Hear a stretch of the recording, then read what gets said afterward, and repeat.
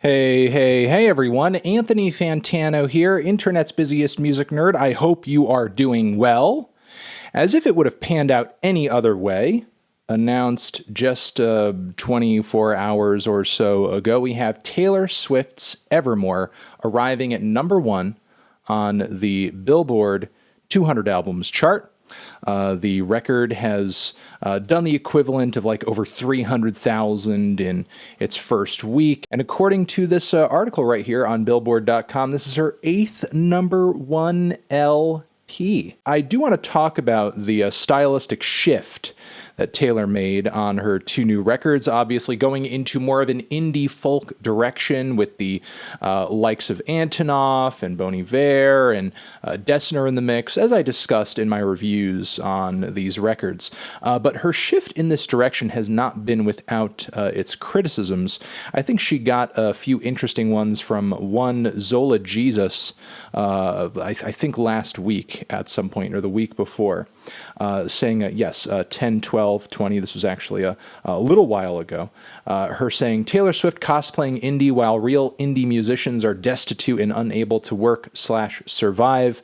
And for what it's worth, she goes on from there saying, for what it's worth, nothing against Swiftie, yada, yada, yada, just bitter that the pandemic is not really hitting those with bottomless pockets, or those with bottomless pockets are able to sort of stay afloat during this time. So I wouldn't take this purely as an attack on Taylor Swift or a tear down of Taylor Swift or anything else. Regardless, there has been at least some discussion around the validity of Taylor's statements here on this record because of the fact that she's kind of borrowing and toying with the sounds from an underground music scene that right now is being hurt pretty badly because of this pandemic. And again, struggling financially, sort of robbed of their most primary mode of being able to make money off the music they make. It's not the streams, obviously, and it's certainly not the sales with those in the toilet these days. It's the live performances. And again, not able to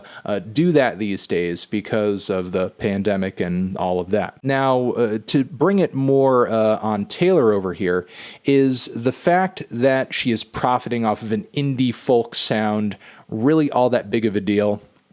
Honestly, in my opinion, and in the abstract, no. Taylor's not really exacerbating the problem. She's not the root of the problem. The fact that there is such a gap in financial success between her and other legitimate indie folk musicians who have been doing this for a long time, it's really more of an illustration of the issue of the economic system that our current music industry thrives under. One that essentially squeezes every last drop of blood out of many of the underground creatives and the behind-the-scene creatives that are, of course, just robbed of their ideas. Those ideas trickle up to artists that are going to be able to break those down for audiences that are looking for something a bit more accessible, which, again, is fine. I think everyone deserves music that they enjoy hearing and will appeal to them, and if you like things that are more accessible, that's great. I do too. I don't like every single thing that I'm listening to or enjoying to be super complex or abstract or difficult. So personally, I'm not necessarily bothered by the prospect of one musician having more opportunities or making more money than another if they are, let's say, drawing larger crowds, but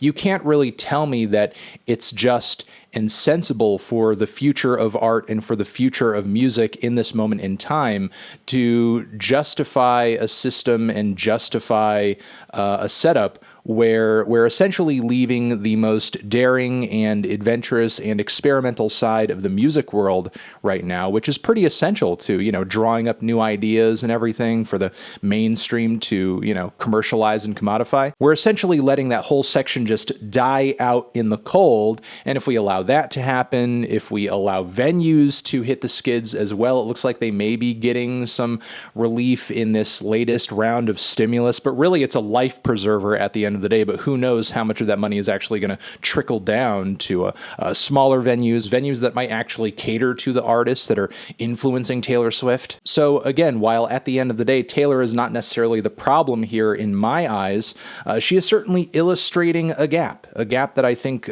could use some closing, or at least like create a safety net, create a standard, create, a floor of financial safety and stability for those in the music industry who are doing it professionally, to sort of float on until all of this is like done and over and we can get the fuck back on with our lives. So yeah, those are my thoughts. That's my opinion. Let me know yours down in the comments as well. And you're the best. Anthony Fantano. Over here next to my head is another video that you can check out. Hit that up or the link to subscribe to the channel. Anthony Fantano. I already said my name. Taylor Swift. Forever.